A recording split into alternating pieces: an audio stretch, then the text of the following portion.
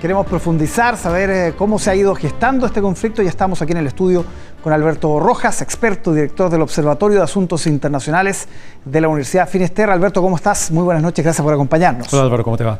Tenemos un mapa para primero situar de Perfecto. lo que estamos hablando y tratar de entender por qué se ha atacado entonces a estos ejércitos rebeldes. Ahí está Yemen, una zona bien conflictiva en la punta de la península arábiga. Exactamente, hay que recordar que en Yemen desde 2014 se está viviendo una guerra civil entre dos grupos marcadamente distintos. Los hutíes, que es una milicia poderosa en la medida que ha contado con el respaldo de Irán desde el inicio del conflicto, y el gobierno original de Yemen, que fue derrocado. De hecho, el presidente vive exiliado en Arabia Saudita y su control básicamente es periférico de la zona más bien este de Yemen. Entonces, en ese aspecto, lo que estamos viendo es un país que está en medio de esta convulsión, cumple una década este año, esta guerra, y la ubicación de Yemen es particularmente estratégica en este caso, porque aquí tenemos el Mar Rojo, hacia el norte del Mar Rojo tenemos el Canal de Suez, que le permite conectar con el Mediterráneo, y hacia el sur tenemos, ¿verdad?, el Golfo de Al-Mandeb, y después la salida al Estrecho de Al-Mandeb y el Golfo de Adén. ¿Qué ha pasado? Desde el inicio de la guerra entre Hamas e Israel, lo que vimos es que los hutíes de Yemen han tomado partido en favor de la causa palestina y han dicho que van a interceptar, y de hecho lo han hecho, barcos que están vinculados a Israel, ya sea por un destino, carga, propiedad, etc. Se han registrado prácticamente 27 ataques a barcos de carga en esta zona, generando una situación de seguridad muy grave que ha obligado incluso a que las grandes compañías navieras estén cambiando la ruta. ¿Cuál es la importancia de la ruta del Mar Rojo? Conecta el Mediterráneo con el Mar Arábigo y el Océano Índico. La otra opción es bordear África, pasando por el estrecho, el Cabo de Buena Esperanza, y subiendo por la costa occidental de África, lo cual significa prácticamente duplicar el viaje. Un viaje estándar puede durar entre 15 y 19 días desde el Mediterráneo hacia el Océano Índico. Dar la vuelta por África significa 32, 37 días más, lo cual implica un viaje más largo, un costo mayor. La situación es tan compleja porque no hay que olvidar que por esta zona pasa el 14-15% del comercio mundial, el 20% del petróleo y un tercio del gas licuado del mundo, que incluso las compañías aseguradoras han aumentado las primas producto del peligro que significa esto. Estados Unidos y otros países habían advertido a los hutíes que se detuvieran en estos ataques.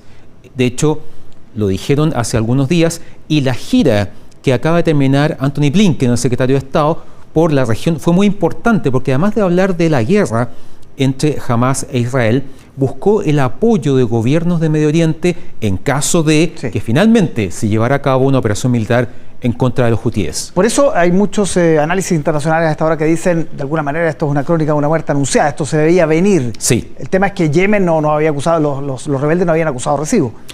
Estados Unidos había planteado y concretó en el corto plazo una coalición de fuerzas navales de distintos países en esa zona, precisamente para proteger los buques de carga. Y en estas semanas hemos visto el ataque a barcos de guerra estadounidenses y barcos de guerra británicos, lo que significaba que más temprano que tarde estas potencias iban a reaccionar. Los ataques que se dirigieron a Yemen básicamente provinieron de aviones de combate que despegaron de bases estadounidenses en la región, también desde el portaaviones Dwight Eisenhower, e incluso un submarino desde el cual se lanzaron misiles Tomahawk. Los blancos en Yemen fueron distintos. Se alcanzó la capital, Sanaa, y otros puntos estratégicos como aeropuertos y puntos en donde había lanzamiento de misiles. Porque en el fondo hay que recordar que estas milicias hutíes no solamente han abordado estos barcos y los han capturado, sino que en el fondo han atacado con misiles balísticos y con drones. Sobre todo el tema de los drones es particularmente sensible porque se entiende que son drones de tecnología iraní. Lo sabemos, Irán le está vendiendo desde hace mucho tiempo drones a Rusia para su guerra en Ucrania. Por lo tanto, ese tipo de ataques fueron muy precisos, ciertamente no anulan el poder militar de los hutíes, generan un daño importante, pero es una advertencia muy concreta de que esto puede escalar. Sí. Alberto, es prácticamente imposible proyectar la duración de un conflicto. Ya lo sabemos con Ucrania, que ya está por cumplir 2 años. Exacto. Pero en este caso, por las características, por quién es el que finalmente ataca, que es Estados Unidos con Inglaterra, por la realidad en términos de capacidad que tienen estos rebeldes, por ejemplo, la posibilidad de una respuesta, ¿cómo se vislumbra la proyección de este conflicto? Es probable que veamos respuestas en distintas dimensiones. Como te decía, este ataque no anula completamente a los hutíes, por lo tanto es probable que haya tal vez una pausa y se reactiven estos ataques a los barcos de carga que cruzan por el Mar Rojo. Otro elemento puede ser ataques a intereses estadounidenses y británicos en otros países. A lo largo de estos meses hemos visto que eso ha ocurrido, por ejemplo, en Siria y en Irak. Y no es descartable que incluso esto se expanda a Europa, por ejemplo, con ataques terroristas. No me cabe la menor duda que en este minuto, después de los ataques en muchos países, si no todos los países de la Unión Europea, las alertas antiterroristas se deben haber elevado significativamente, esperando algún tipo de respuesta en el corto o mediano plazo. ¿Puede impactar en algo conflicto que está cerca, digamos, que es Hamás-Israel?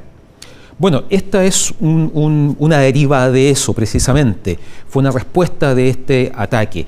Puede que la situación se complique difícilmente más allá de lo que hemos visto en Gaza, pero sobre todo hacia la zona sur del Líbano, que es en donde opera fundamentalmente Hezbollah, podríamos esperar algún tipo de reacción también. Todos estos grupos, Hezbollah, Hamas, los hutíes, están respaldados por Irán en términos económicos, políticos, técnicos, militares. Entonces, están entrelazados y una acción de este tipo en esta zona claramente puede generar una reacción en otro escenario militar. Perfecto. Alberto Rojas, de la Universidad de Finisterra, muchísimas gracias por acompañarnos esta noche. Gracias a ti. Gracias por la